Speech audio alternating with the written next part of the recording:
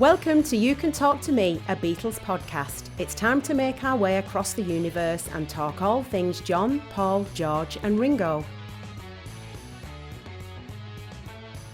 Sir Bob Geldof, thank you for making time to sit with me here today. It's a pleasure to see you and have your time.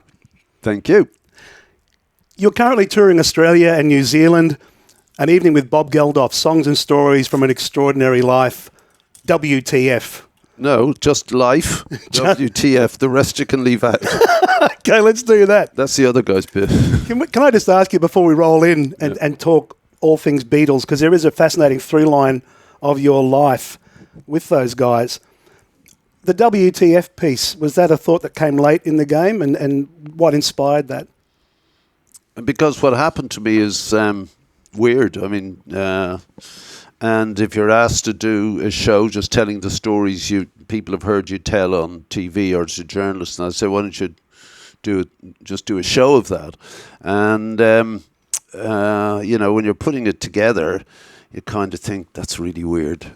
That's odd. Why did that happen? Stuff like that. And I mean, it's been exhausting and strange, and I've managed to pack my adult life as much as I can, sort of in panic that I'll return back to the nullity of childhood, So, and weird things have happened to me. Who'd have thought, So who'd have thought is another version of WTF. There you go.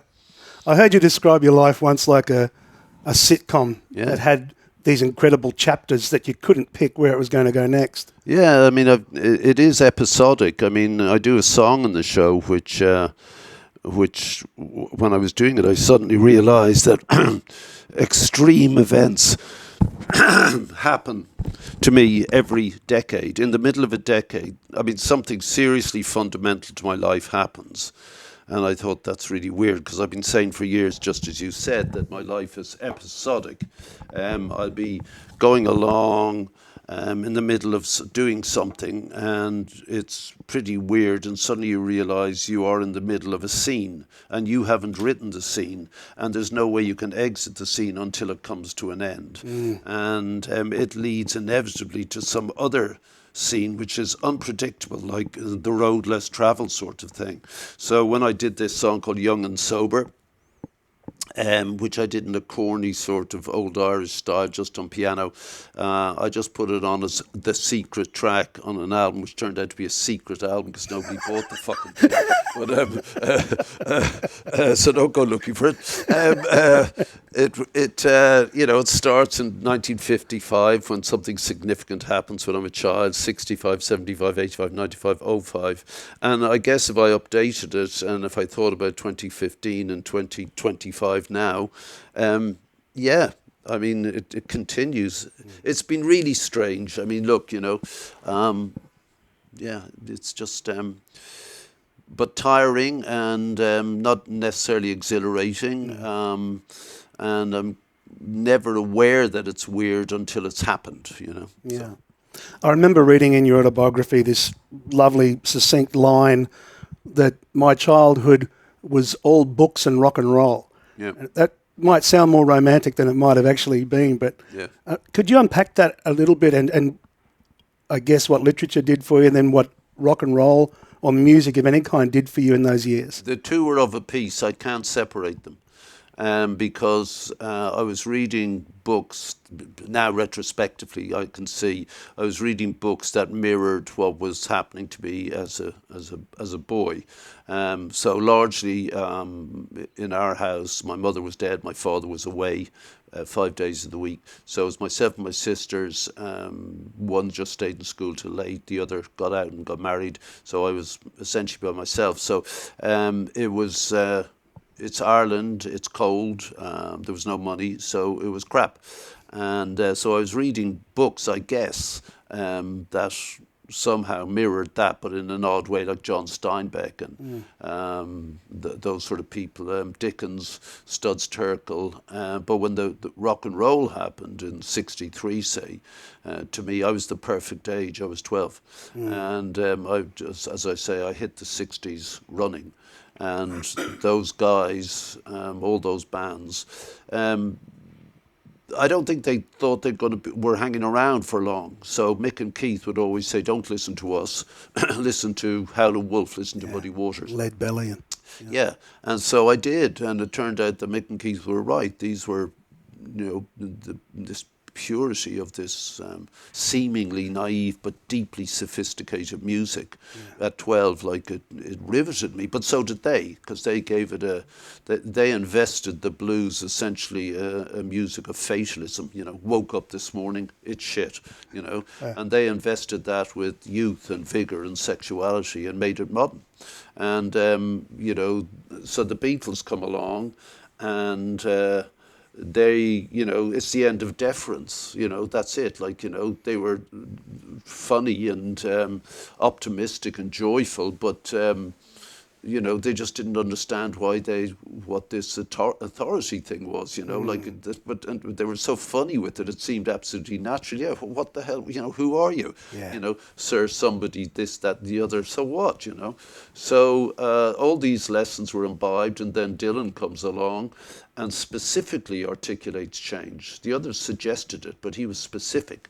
And so what happened at that period was the post-war boom, the baby boomers as they're called now, but that post-war cohort of massive shift in population came of an age where they wanted to make the world for themselves. They didn't want to inherit the world of their parents. And so, the old reaction set in and they came out against it. So, as I say, I was exactly the right age to listen to that. I was in the exact right circumstances. And those guys were, talking about the books they were reading. Lennon was always talking about it, Dylan specifically. And so I started reading James Baldwin, and Baldwin led me to other people. But I always read anyway, because there was no telly in the house, there was no money. So it was radio and books from the library, school library. No one to make me do homework. So what do you entertain yourself with? Books that somehow reflect, albeit bizarrely, your circumstances, and music that articulated for you the otherwise inexpressible. I didn't know what was going on in my head, but they did, and they could say it. And then the blues guys expressed my soul, if you like. So it's all a mix, and what they were talking about was deeply political. They were talking about the inevitability of change, the desirability of change, and you want it now. And if you're in the way, get the fuck out. Yeah. And so that's literally everything that's happened to me up to this point. And all I understood from them was that rock and roll was the language of change, because that's what I was picking up. And if that's true, then rock and roll, by definition, becomes the platform for change. And so that's Live Aid. And that's really everything from them. And if I hadn't have had rock and roll, I'd have had the books, but I wouldn't have known how to put what I was reading in the books into practice, whether in my life or outside of that. So, We Shall Overcome, wandering around Trafalgar Square or something, singing We Shall Overcome, you won't. If all you're doing is singing a song, you need to step outside of that and put what you are singing into action. Now, most people aren't interested in that, but what I learned from those guys was that's the only way to do things. Mick Jagger was, protesting, walking in Grosvenor Square. John Lennon marched up and down, singing Power to the People. Bob Dylan was down there with, the NACCP rallies. These guys stepped out of being the rock star and engaged. And they engaged in the only way they knew how, by, singing about it or utilising their celebrity, their fame as a currency. Celebrity is simply a currency. How do you want to spend it? A plumber can't do it because he ain't going to be a celebrity. But nor is it the job of an artist to do it. The job of an artist, the only job, is to make good art. And they only fail when they make bad art. But if you are interested in other stuff, fine. A plumber can bore the arse off you with his political opinions, but dude, fix the fucking toilet. And if you don't fix it, then, I'm not interested in your opinions. So it's the same sort of thing. Yeah. If we could go back in time, that there was a night at the Adelphi Cinema in Dublin in 1963. And you're eloquently describing what I've always thought about those four guys. I've always seen them as the original punks. that there was this kind of pushing against. Well, the punk thing which we joined up on was exactly the same deal 10 years later for the same reason. You know, the economies of Britain was 27% inflation in 1976. That means there is no future in the economy. There's no point in getting wages, you know, because you can't buy anything. Food prices so it's the end. You get the Ramones and Blondie and the New York Dolls because you get the richest city in the world, in the richest country in the world, bankrupt in 1976. How ironic. So you get ironic rock. Huh. You get the Ramones, you get your Blondie, you get New York Dolls. Ireland has a zero economy. You get the Boomtown Rats. Of course you get Johnny Rotten brilliantly singing "There is no future in England's dreaming," you know, with the noise from God, you know, thundering out. This is real anger. And, you know, there's a reason these things happened in the rock and roll period, which is now over. So what I learned from those guys in the boys and girls with guitars at 19 and 20 years old when I was 12, I simply repeated. You know, it was the only vernacular I understood. It was the only language to hand. And I describe it as, in those bleak days of being a child, what's it, a golden thread descending from the purple rock and roll ether, offering me whole other universes of thought and possibility. And I clung on to that thing, that golden thread, and still do to this, sitting here with you this morning. Yeah, I almost don't want to go back in time and not continue on that thread, but if I could go back, I'm just curious what that night was like for you, because it had great meaning to you, as I understand it, and it wasn't just about that performance. It's about what happened with a meeting with... Yeah, with the guys. Yeah, could you take us through that night? Am I right, you were with your sister that night, yeah? Yeah, my sister had to take me. I mean, the Beatles were the go-to thing. My sister resented them because she was a big Cliff fan. My two sisters shared a bedroom, and wall to ceiling was Cliff posters, the Shadows, like literally all of them. So the Beatles come along, she's about 14. All her mates are into these cute boys from, you know, Liverpool. And the Love Me Do was released on the same day as my birthday, on my 11th birthday. So, you know, I get to be 12, and my sister had better get along with the program with her mates. You know, it's like right now my daughters are sort of went to see Taylor Swift because they had to get in with the vibe. She didn't quite get it, but forced herself to get it, you know, to go along to see Taylor. So it was the same deal with my sister and her mate Michelle. But my dad made them take me. And they were really fed up with this. You know, I was the sort of annoying younger brother. So we were in the Adelphi cinema, you know, the ground floor stalls, balcony, slanted towards the stage. Green lino, you know, down either side, left and right of the main block of seats. We were on the left-hand block, about halfway up, good seats. My sister was on the edge of the line, of the row of seats, me next, and then Michelle, because, you know, they didn't want me wandering around and stuff. And in truth, I wanted to go to the show because Helen Shapiro had been on the bill. And Helen Shapiro was this 11-year-old North London Jewish girl who looked like Amy Winehouse, even though she was 11. So I think Amy picked up a lot of her shtick from Helen. I can see it now that you say it. And Helen had a song called Walking Back to Happiness, whoop-ah, oh yeah. And, you know, I thought she was cute and my age. So, you know, I was going for it. And I wanted to see her. And I actually subsequently later did a song called Walking Back to Happiness, which is not a homage to my heroine of 11 years old, but it was just it just popped into my head. And but by the time the Beatles rolled up in Ireland, Helen was like, you know, somewhere down at the bottom of this long bill. We were all sort of fairly pretty alert to the Beatles because Liverpool is just, you know, Dublin too. It's just the next city along, and it's Irish. And the Beatles, I think all three of them had immediate relations who were Irish, especially George, his immediate uncle and aunt were Paddies, you know. So this was all, the lads were coming home. There was an element of that in it. And what I remember is, I don't remember the other acts. So heavy draped curtains, red, lights go down. I heard Ringo, I now know Ringo just tapping the, just tuning the snare. I heard that going on behind the thing, but I didn't know what that was. Now I know I could hear it go, seeing, you know, just tuning up a bit. And then, curtain opens, oh yeah, fucking hell. So incredible. Yeah, it was incredible. But what was incredible was, oh my God, they're real. They're real people, you know. They were so ubiquitous. They were everywhere, dolls and this and there they actually are real. Now I know that because I brought my little grandson to see his first football match. He's a Spurs fan.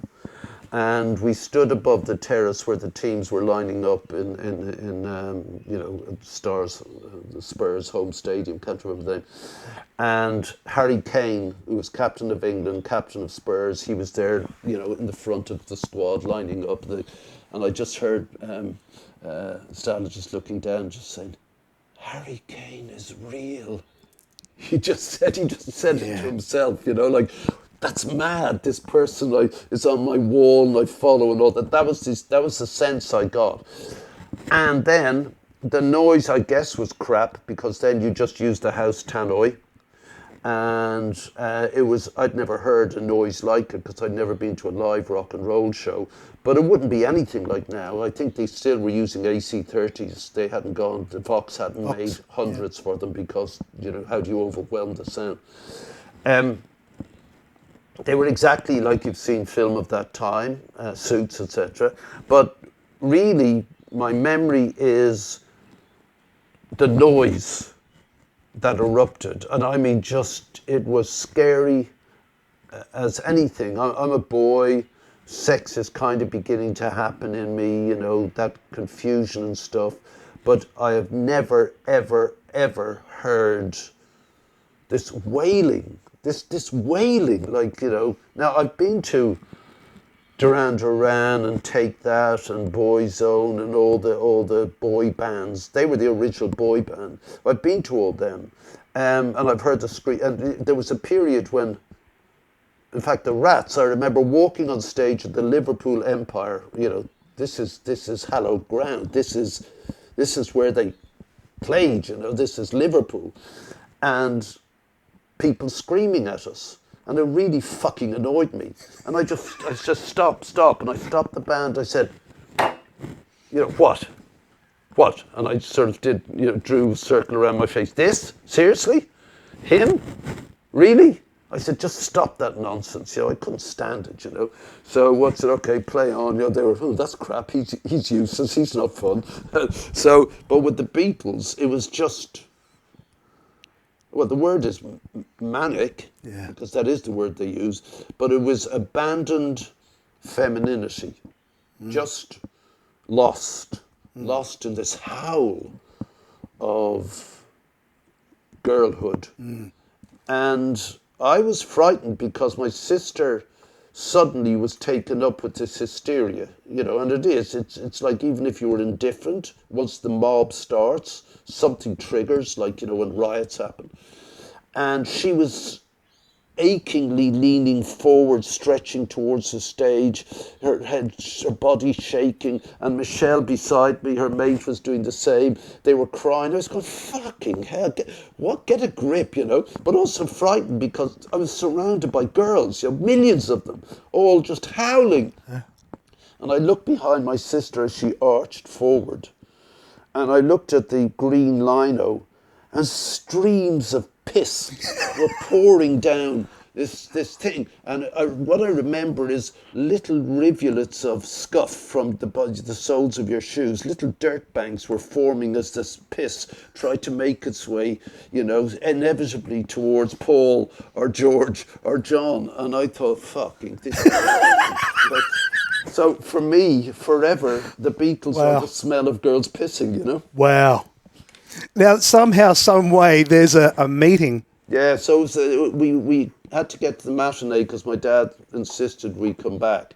And they were doing 2 shows. The show was only 20 minutes or something.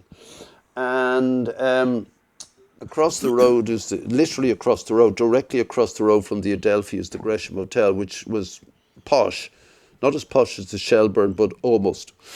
And clearly the Beatles were staying there. How do we know? One, because there were 2,000 people out there day and night, all shouting for them. John, Paul, George, and Ringo. So my sister, now bitten with the bug, was not going to get the bus home. So we had their first album, and pretty smartly, my sister and Michelle worked out that there must be a service centre. We now call it service centres. We just thought back door. So we went around behind the punters, and there must have been some security. Anyway, I don't know. But we got to the back door, and it was the service entrance. We went in, and I don't remember a lift, but clearly it's the Beatles. So they're going to be on the top floor. Where else would they possibly stay? The Beatles would be on the very top floor. So we just walked up the concrete stairs at the very back until it stopped. And there was a metal door, and now I'd know that largely they'd be shut, but back then we just assumed it would be open, and it was. And we were in a corridor, and I know this to be a true image because I've stayed in the Beatles suite subsequently. There's the Elizabeth Taylor suite on the right hand at the end of the corridor. There's the Beatles suite on the left. And we thought it was the Beatles, okay, it's left or right, 2 big doors. So we turned left and knocked on the door. And fuck me, there's 19-year-old Paul McCartney. He had his tie undone and his top collar undone. He still had the waistcoat on, that was undone, and the peg trousers and boots. I took it all in. And he goes, all right, kids, yeah, what can we do? Great. And we just stared and held out the album. And he said, do you want the other fellas? And we said, yes, please, Your Majesty, or whatever, So we went in, and there was Ringo and George sitting there, same, relaxing, having a fag. But what were the Beatles doing? This is the question I ask everyone. In their downtime, between shows, couldn't leave the hotel, couldn't go downstairs. What were the Beatles doing in their downtime? What were they doing in their downtime? Personally answering stacks of fan mail. Wow. Obviously Brian Epstein said, this is, you've got to do it. This is part of the job. Yeah. So it will be social media. It's like answering you're being involved in that. And they had to. I mean, we now know that these are quite long letters. They come up in auctions all the time. This sounds like a scene out of A Hard Day's Night. Well, I can't really remember Hard Days. I remember I thought it was a great film, but John wasn't there. He was probably off doing some interviews or something. So it was just the 3 of them. So we only got the 3 of them. But I remember Paul just saying, okay, come in. And George being really annoyed. And he went, literally, this is radio, so he went sort of annoyed with his hands, like, what the fuck, can we not get 5 minutes, He was always grumpy. I mean, I got to know George pretty well, but he was always talking about money, always grumpy. And but subsequently, George came to see the Rats in Oxford, and we were all freaked out because we knew a Beatle was there. And afterwards, he came back, and he was so skinny and small, we couldn't believe it. But our sound guy, I was cool. I said, hi, George, how are you? Did you enjoy the show? Shitting myself, a Beatle. And Robbie, the sound guy, who subsequently did AC/DC and the Stones and that, he had his American girlfriend with him. And I said, George, this is Robbie. And he said, yeah, great sound, Robbie. And the girlfriend, and she just literally just stood and stared, couldn't move and just stared. And I just thought, it must be horrible. And George just said hello and walked past her. And she was literally still staring at a blank space, long after he passed by. I mean, it was absolutely phenomenal. Anyway, the lads signed the thing. I don't know what happened to the album over the years. It got lost or something. I don't think Lynn still has it, but it was only the 3 signatures. So, yeah.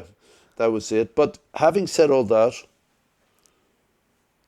It was the Rolling Stones did it for me. Yeah. I saw them the same year, and I saw Dylan the same year at the same gig. That's incredible. What a year. The Stones were a boys band. Yeah, I don't mean a boys band like girls. I mean they were a gang. And unlike the Beatles, there was literally no professionalism. They wandered on sort of picking their noses almost. And Mick just stayed at the mic. He didn't dance around them. And he just stared loose-lipped with this sort of contemptuous insolence at the crowd, just moving just slowly his head. Brian just looked around the theatre, just closed his eyes. Keith was the impish one. He was skipping and smiling at the audience. Bill just stood there stock still, and Charlie just kept the groove. And the noise those guys made, wow, that music just, wow. And I didn't understand it. I was the same age. I was riveted by Mick. I didn't understand that he was sexy. Yeah, he was. I now know that. But then I just thought, just this figure that you must watch. And, the place went nuts as well. Mick would just point at a girl and she'd go out and stuff like that. And it began to kick off because that music was somehow different and rebellious, and their attitude was something. Dylan was a student outfit. A lot of students went black polo necks. The sound was dreadful because, his harmonica and the tannoys. I was in the balcony for that. Yeah. And we had gougers, we called them, corner boys, hooligans, working class kids. They were in the front, and Dylan was wee, wee, wee, and then he was bored doing his folk stuff, And they said, "Turn the bleeding noise down, Bob, will you?" They were shouting at the stage. Like, I was silent, shitting myself, because these are rough kids. And then Dylan was doing his thing. And they said, "Do tambourine, man, Bob." Dylan didn't do anything, couldn't hear it. I was, Jesus, Bob, will you fucking do tambourine, man? Eventually Dylan hears him, and he goes, and he says, "The next song's called Hey, Mr. Tambourine Man." "Good man, Bob." And of course he does a completely different song. Jesus, Bob, will you fucking do the song? And like the next song's called Hey, Mr. And he never played it. He just announced each one. So, deeply formative year. Yeah, that's incredible. Yeah. That's pre-electric Dylan too. It was, but I never gave a crap about that. This is nonsense about Electric Dylan. Yeah. It was a hyped up thing. He was playing electric. If you listen to the early albums, he's noodling. You forget he played with Little Richard. He played it. He played in Duluth, Minnesota. He played piano with rock bands. Dylan was always electric. He just latched onto this new thing that's cool, and he loved Woody Guthrie. So he found his soul with Woody, and he put his rock and roll into that. And he arrives in New York, and he goes to see Woody, and the hip thing is folk. So he goes along. Genius. He reinterprets, he reimagines, he reinvents folk, but with the language of the King James Bible and rock and roll. Of course. So I grew up with that, and it informed everything I knew. Yeah, there's no doubt. I can hear that through the music, and was only recently going through the book of lyrics and really appreciating how much of those echoes of style I can see through that. I know we're tight on time, and there's so much to unpack, so I appreciate the time you've given me. I'd like to jump into a couple of things really quickly. With that relationship with George and that connection, was there a connection with him, a conversation on the back of what he had done with Bangladesh at the time of Live Aid? Was there ever any conversations? Was there any kind of applause or recognition to you from him? Yes, there was, I was working on an underground newspaper in Canada, and I was the music editor, so I reviewed his solo stuff, which was absolutely terrible. He was wired out of his face on coke, I guess. He dressed like ridiculously, some bloody... The overalls? And the overalls. 74, I think that is. Yeah. Absolutely crap. And, all this Mystic 3 bollocks. I wrote a really bad, terrible review, and it was picked up on the Melody Maker in Britain, and it was picked up in Rolling Stone, and they did it and everything. But he was terrible. If he was great, I said great. If it was mediocre, terrible. Yeah. And I just said, stop, But I had this thing, like both Paul's albums were terrible. John did 2 good solo albums. But none of them ever achieved the peaks of art that are the Beatles. So, and how could you expect them to? But this was really bad. So then we start our band, and then he comes to see us in Oxford. And subsequently then, I think the next time we met, I was in Dave Stewart's house in London of the Eurythmics, and he's a mate, and we were playing guitar. And 2 things happened. The fax machine started clattering, and Dave went over, and Leonard Cohen was faxing him some lyrics and asking could he put some melodies to it. And then the video phone rings, and George is there at the bottom of the stairs saying, and I think he said, "Do you want to play?" He said, like a kid coming to his May.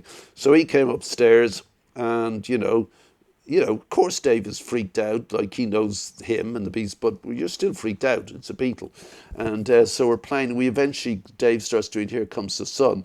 And George says, he goes, "What's the next chord?" And like Dave says, "Come on." And he goes, "I only played the fucking thing once," and which is probably true. Yeah. And so that was that. But come Live Aid, I saw him once, and we were sitting down. He was completely pissed, and he was saying, "Don't make the mistake I made." And he said, "Stay away from lawyers." I said, "I'm not talking to lawyers. I'm not talking to managers. I'll talk to the guys. That's it. There's no money. There's no sound check. You come and you do it, or you don't. That's up to you. But I'm talking to the guys and speak to the manager. I'm not speaking to the manager. See you later." Having said that, a bunch of the managers were bringing Elliot Roberts, Dylan's guy.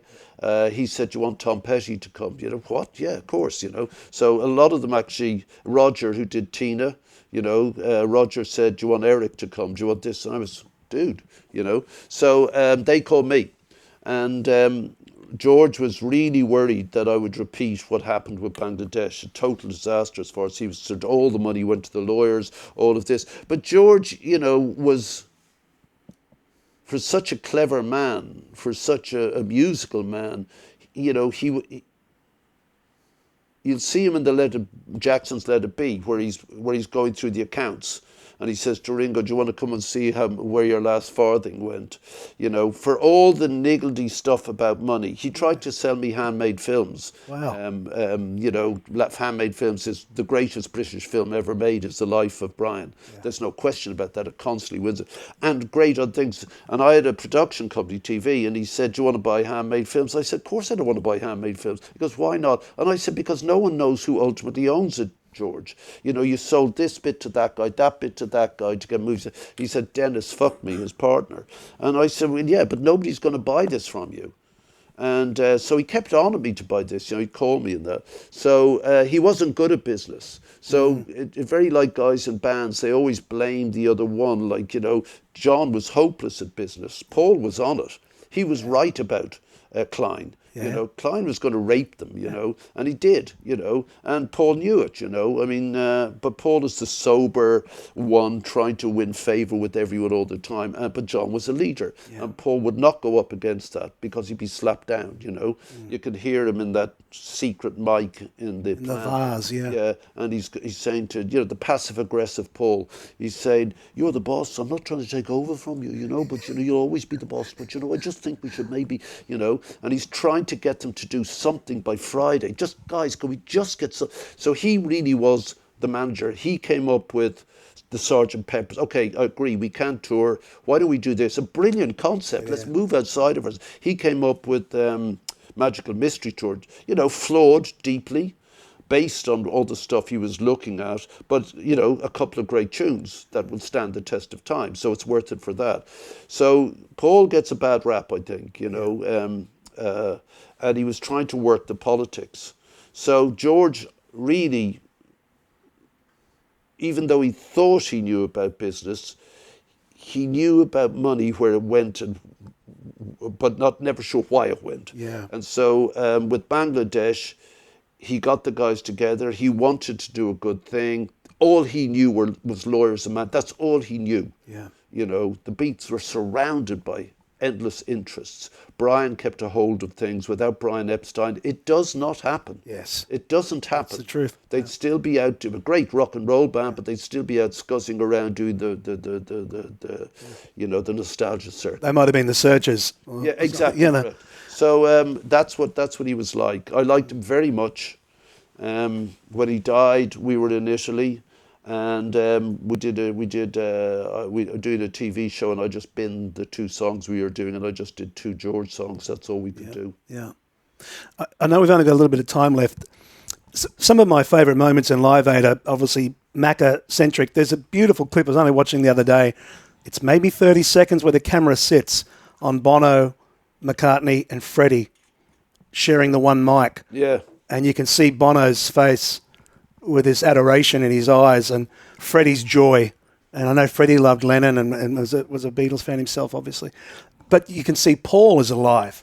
Yeah, I mean, nobody will go... there is hierarchy in rock and roll. And at the very, very, very top, unassailed, is the Beatles. And I mean every single band you can name.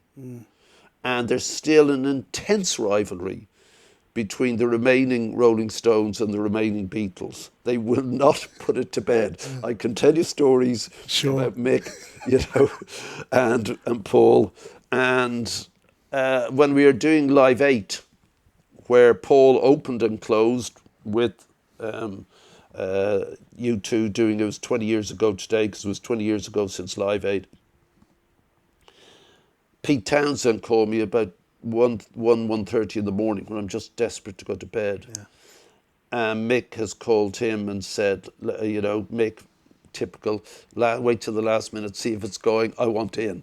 Let's put a band together, Pete, even though the Who were doing it. So Pete calls this, Mick's called, he wants to put a band. Remember, this is Bob Geldof speaking. Yeah. I'm getting calls on my phone from Pete, fuck off Townsend, and Mick, fuck off Jagger. Yeah. This is my... Quite literally my bread and butter. This was the thing that, filled me. Yeah. And so they say, Bob, what's it? Now I know them. Life, what the fuck, And Mick wants to come over and do. I said, fantastic. And he says, I'm going to get a rehearsal room.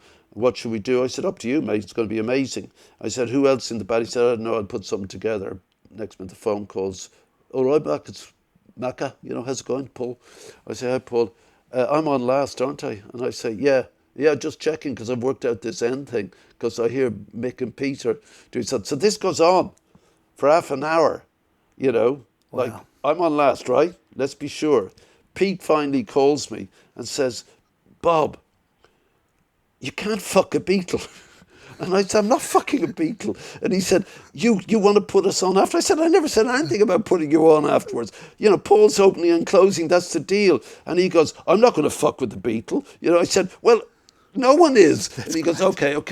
So it never happened. Right. But, because they would not fuck with the Beatles. Yeah. The Beatles said, I'm on last. Okay. That's great stuff. Yeah. There's so much about Live Aid, and obviously we don't have time, but... Well, I remember that I had to write to him to ask him to play. Yeah. Macca. Remember, it's 6 years since John died and he hadn't played. Yeah. And I think it was Linda, who I really loved. I got Paul to come on the show. I did a DJ slot in 96 FM in Perth one winter for a week. And Paul was there. I got him to come on, and we played with maybe champion Jack Dupree. No, blues. I don't want to cut your flow, but I've seen footage of that, and it's beautiful footage. It's a little shaky in the quality. You're sitting next to Paul, and they ask him, "What do you want to play next?" And he asks for Lithium from Nevermind. Yeah. And then you both have an exchange about the importance of what Nirvana's doing. Yeah. And I'm sitting there watching, and I'd read your autobiography not long before, and I'm thinking, with everything that you've done in your life, I'm thinking, here's this man sitting next to that guy, and this guy that you're sitting next to has echoed in a change in your life and opened up the world. And there you are sitting with him while he's talking about this other band that's come along that's opening up another channel. Completely. I mean, it's incredible. He was always on top. He is always on top of it. I mean, so I think it was Linda, who I loved, really, she was a great woman. And I think Stella just said, you have to do this thing. So he agrees to do it, which blew us away. I just said, one song, that's all we need. You know, that's it. Just let it be. Give us the benediction. You know, in the letter I said, your achievement is to give joy and optimism to a generation that really didn't have it, and continue. And I said, so that's what we need on this. And he was driving up to Wembley from Sussex, and he was listening to the show, and he was freaking out. He was getting more and more nervous as big band after big band nailed it. Just nailed it, way above their normal performances. And he was freaking out because he was just going to be there with the piano, and he thought he should have a band. And, the professional, the kid who left Liverpool to go to Hamburg, the same guy. And now he's going up to this gig, and he's going, geez, forgetting that he is one of the greatest songwriters of all time. Yeah. And they said, he wants to turn back. And Linda said, you are not turning back, you're going. And so he gets there, and again, don't fuck with the Beatles, everyone is, not blown away, but hey, Paul, great man, glad you could join it, And he gets on stage, and then his mic goes down. And we're going, oh, bloody hell. So the crowd, listen closely to this. Paul's mic goes down and let it be, and he's going, and he's relaxed once he's on stage, but suddenly the whole 80,000 people start singing the song for him. And he just turns around and just grins, And meanwhile, I'm backstage. Pete Townsend says, we got to help Paul. And Bowie and Pete grab my arms and push me out on stage. David Bowie, Paul McCartney, Pete Townsend, and Bob Geldof. Life. What the fuck? That's a perfect place to come to a stop. I listen to you speak, and that boy seems to still be in there with that awe and wonder for all you've done and lent into with the band, the success of the band and the solo career and everything that's being done with Live Aid. And there's obviously a fire in you, but I still hear the boy in there. Is this tour for you a part of recognising that boy is still there, that it has been a hell of a life, and that? Well, it's the improbability of that child and the circumstances, and you can't plan it, and just the various twists and turns that it took. So there's absolutely no plan you could ever make for it. And so it's highly improbable what happened. And, you make sense of it by something like this. It sounds pretty inevitable when I talk through it, but absolutely not a single bit of it is, all chance. Yeah. And as regards to the actual person, did that person grow up? Did they mature? Did they become more expansive? Not at all. Because of the circumstances very early on in the boy's life, it engendered a rage and an anger. Yeah. And I didn't know that then. The child just did whatever he had to survive. And it sounds like you're playing the fiddle here, that Irish expression. But no, it's not. There wasn't any self-pity. It just, you're a kid. It just is. That's it. That's life. But you understood it was shit because your mates were going home to, dinner and a family and maybe telly, if they had one then. And there is no possibility of that for you. So I guess there's a rage and an anger.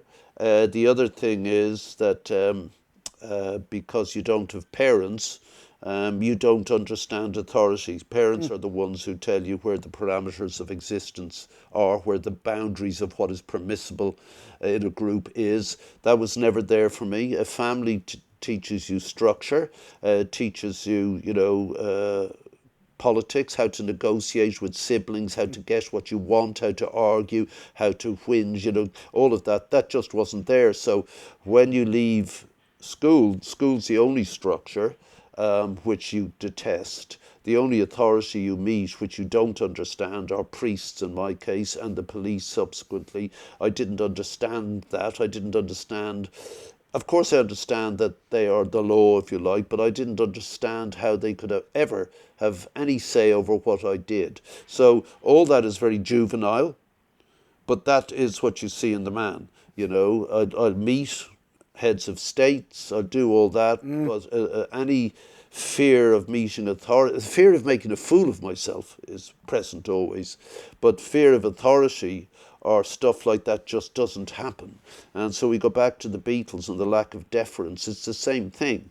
I can't defer to it. It is in some cases very immature, and it is a weakness in a lot of cases, because many people are owed respect because of what they've achieved or what their country has asked them, elected them to do, and therefore, because the people have told them, they are deserving of respect because they are doing that because people have elected them to. And I get that, and I make sure that I articulate that, but the rest of it does start with, of course, you know, as there's a great line from W.B. Yeats which slips me now.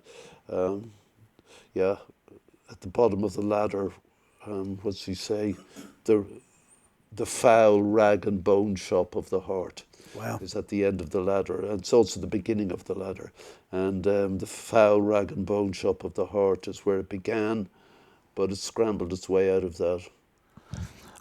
There's a line I heard Michael Parkinson say once, that you were one of the greatest conversations he'd ever had and one of the most fascinating conversations he'd ever had. I get a little bit of a sense of what he meant. Sir Bob Geldof, thank you for sitting down with me here today. It's been a great honour. Thanks, man. We hope you enjoyed the show. You know the name, look up the socials. You'll find us on Facebook and Instagram, where we can all come together. Make sure to like, comment, subscribe and spread the word. It all helps raise the profile of the You Can Talk to Me podcast. Thanks for listening.